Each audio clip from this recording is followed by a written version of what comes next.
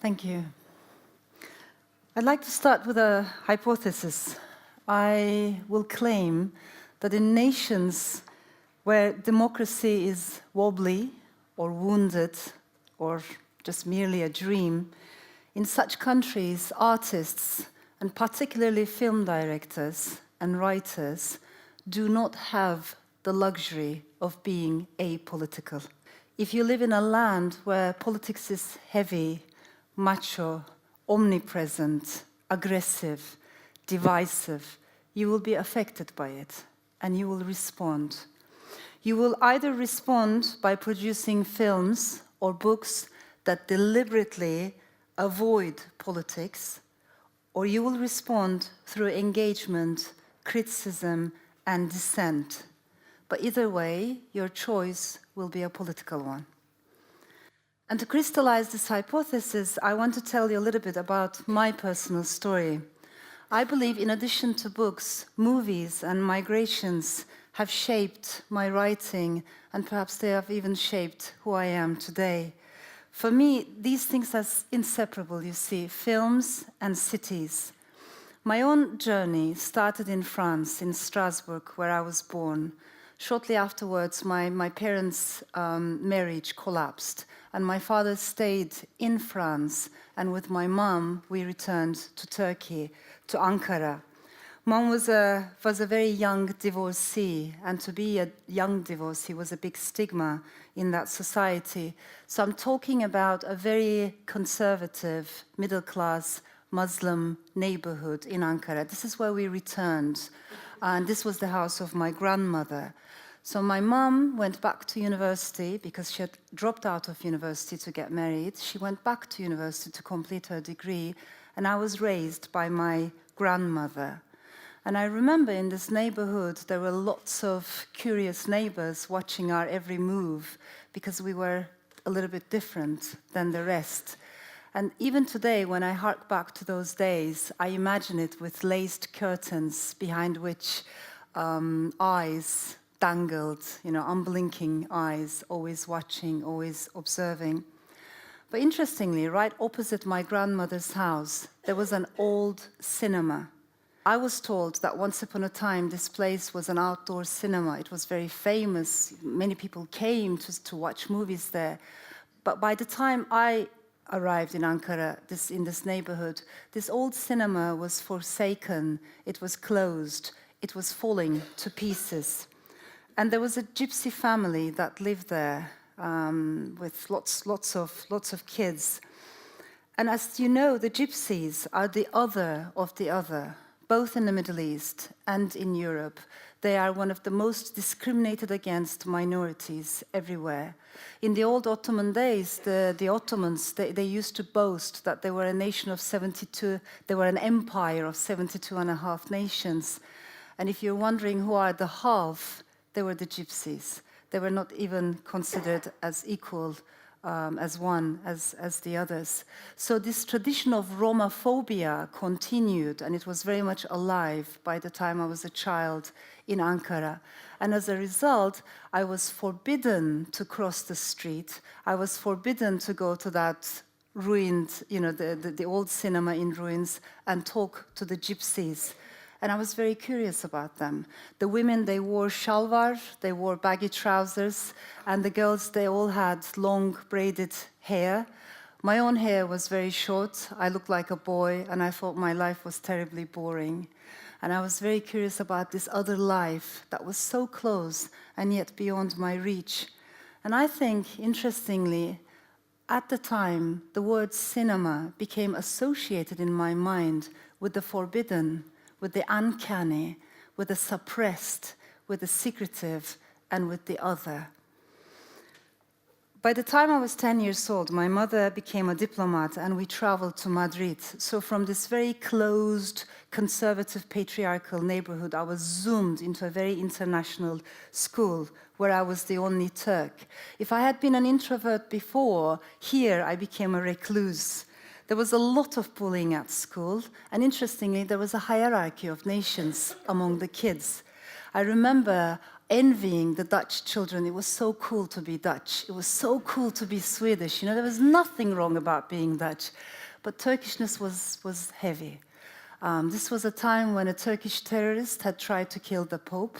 This was a time when a coup d'etat had happened in Turkey and there were huge, massive human rights violations.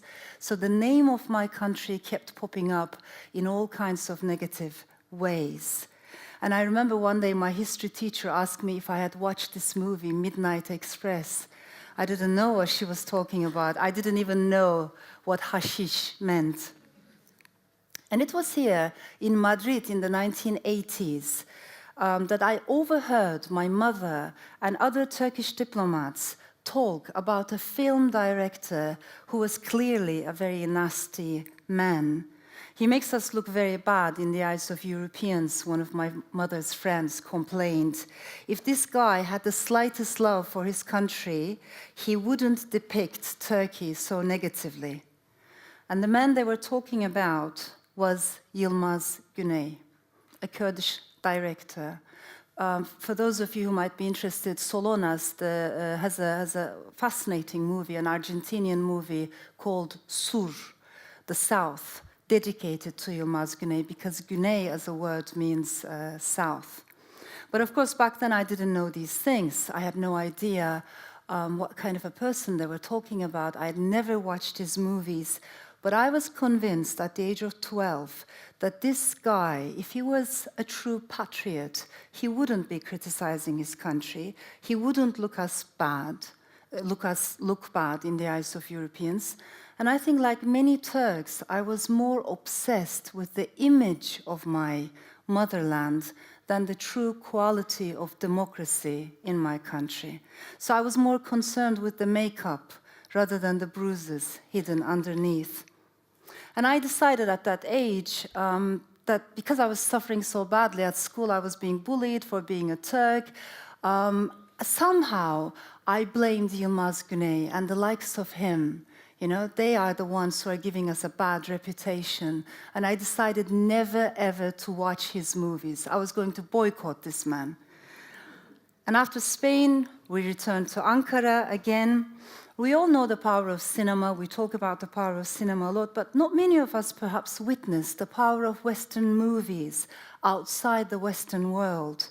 Because let's be honest, Turks watch more Western movies than Westerners watch Turkish movies, right? Non-Westerners read more Western literature than Westerners read non-Western literature. It's a one-way street. And at the time, when I went back to Ankara, I observed as a teenager that these people who had never traveled outside of Turkey, through movies, they connected to other countries, other cultures. Cinema brought images and stories of elsewhere into their lives and perhaps reminded people that they were not the center of the world. Cinema increased Turkish people's curiosity, sense of connectivity. Back then, when I was a teenager in Ankara, again, Europe was a source of desire for us Turks, and European films kept this desire alive. So then I went to Jordan, Amman with my mother, to Germany, Cologne, back to Ankara again. Now I was in high school, and my last year in high school, I met a boy. He was very intelligent, very kind, very talkative. He was a good reader, and I had a massive crush on him. He invited me to his house. I went with a lot of excitement, and I never forget, when I entered his sitting room, their family sitting room, there were pictures on the walls, framed pictures of a young woman. I asked him who she was, and he said, "That's my sister. She is in exile. She can't come back to Turkey. She's leftist. She's Kurdish, she can't come back." "Who is that?" "My brother. He also is in exile." And then there was another picture, a bigger picture of their father, who he told me had been shot by fascists in 1960s on the street in Ankara. I was just, blown over. I would show him another picture, and he would say, "Oh, that's my older brother. He's in prison." I had never met a political family like this before. I didn't even know what he was talking about. But what surprised me equally was, among all these framed pictures, there was a familiar face, another framed picture, a familiar face from the past, the photo of Yilmaz, Güney. So interestingly, this Kurdish family, among pictures of their family members, some of whom had been killed, some of whom had been arrested or exiled, they had also put up the picture of a film director. And the boy looked at me and he said, "You've seen his movies, right?" And I said, "Yeah."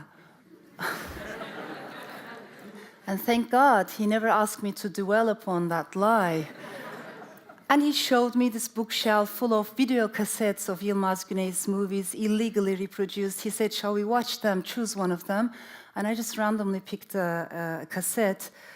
And it was a movie called Umut, which means hope, hope. It was shot in an Anatolian town in a place called Adana. The plot has lots of similarities with Bicycle Thieves. It's the story of a carriage driver who one day wakes up and realizes his horse is stolen, and his horse is the only thing, it's the only possession he has in life. So during the rest of the movie, he looks everywhere, he even goes to fortune tellers, and the movie gets darker and darker. It was a movie about poverty, despair, the loss of hope. It was a movie about a Turkey I had not known before. And I soon broke up with this boy, but I never broke up with Yilmaz Güney. I watched everything he had directed, all his movies. And in his movies, he talked about torture in Turkey's prisons. He talked about human rights violations, deportations from Kurdish villages. He talked about feudalism, inequality. And this was the face of Turkey when you washed off the makeup. Fast forward, in university, I was with a group of like-minded students. I was in a movie club, and this time we were watching Jim Jarmusch, David Lynch, Gus Van Sant, and the film that left a huge impact on me, Brazil. I was a young, aspiring writer when I decided to leave everything behind and move to Istanbul on my own. I didn't know anyone in this humongous city. I didn't have a family or history there, but I had something else. I had a strong, almost irresistible, and certainly irrational desire. It was this urge to move beyond, to explore, to transcend, to be free that brought me to Istanbul. So I moved. I rented a tiny, dingy flat at the bottom of Kazancı Yokuşu, which means the steep street of cauldron makers. I moved there, and this was in one of the most cosmopolitan parts of Istanbul, very close to Taksim Square, where there would be riots many, many years later. And I never forget that first night. I was sitting by the window, looking outside, no curtains. I heard this loud voice, full of anger and emotion. And when I looked outside, there was a transvestite walking down the street. She was holding a shoe in one hand with a broken heel, and the other shoe, for some reason, she insisted in wearing. So she was limping furiously, and she was swearing at someone called Kerim. Soon her swearing turned at all men in the city, and then to the city of Istanbul itself. I opened the window and I tried to communicate with her, but she just waved me away dismissively. I wasn't able to talk to her. And I remember thinking to myself, what an amazing city this must be, where profanities reach the sky at midnight. But what a terrific and painful city it must be at the same time, where transvestites cry alone at night. So there's something liberating about arriving in a new city and not knowing anyone and being totally clueless. It's like a feeling of tabula rasa. You think you can do so much in so little time. You're full of energy. And I had a little money, enough to pay the rent and the groceries and such for a while. So I figured out that I had 7 months to shine in Istanbul, to excel in Istanbul. I had 7 months to find a job, a good job, preferably as an academic, then to write a bestseller novel that would bring me so much money that I would ditch the job as an academic, and I would survive in the city, in this jungle of a city, through my writing. That was my plan. Instead, I spent the next 7 months, my first 7 months in Istanbul, watching movies nonstop. You see, at the top of this street called Kazancı, as I said, there was Taksim Square and there was Istiklal Avenue, which is famous for its bohemian lifestyle and it's famous for its movie theaters, or it was, I should say. Some of these movie theaters were very old, almost historical. Others were independent, small theaters where you could just go on a rainy day and just take a cup of tea and cuddle and just watch a movie. But then there were some other movie theaters that were mostly attended by sexual minorities or by couples who didn't want to be seen dating outside together. So, for instance, a Kurdish girl and a Turkish boy, a Sunni girl and an Alevi boy. You know, once again in my life, cinema was associated with the forbidden, with the hidden. And I would go to these theaters and I watched everything. I've never watched as many movies in my life as I have watched in those first 7 months in the city of Istanbul. And I lament to tell you that most of these theaters do not exist today. They have been razed down, they have been converted, they have been turned into shopping malls or restaurants or residence, houses, flats. There's a greedy expansion, construction without urban planning. And I thought that was mostly for money. But I've also observed over the years that it's not only about money. There's an almost systematic erosion of culture. There's an almost systematic erosion of art.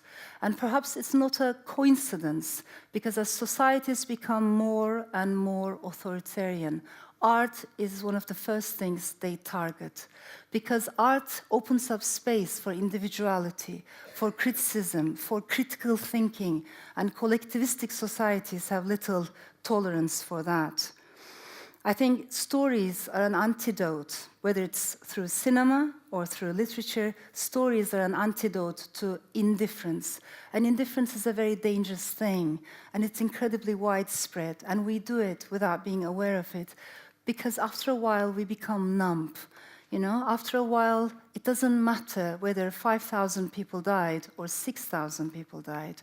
How many people died in Syria? But there's a threshold after which it doesn't register anymore. We become emotionally numb. But when we watch a movie, when we read a story, we learn the story of a boy who comes from Syria, of a Yazidi woman who has survived the Yazidi genocide, then that breaks down the indifference. It breaks down the numbness.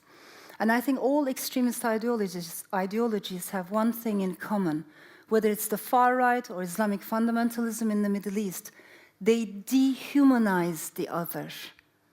And what stories do, films and novels, they try to rehumanize the other. They connect you with the gypsies across the street. And I think truth is very fragile. We're living in a time when we've seen democracy is very fragile. Stories have the power to fight back without fighting.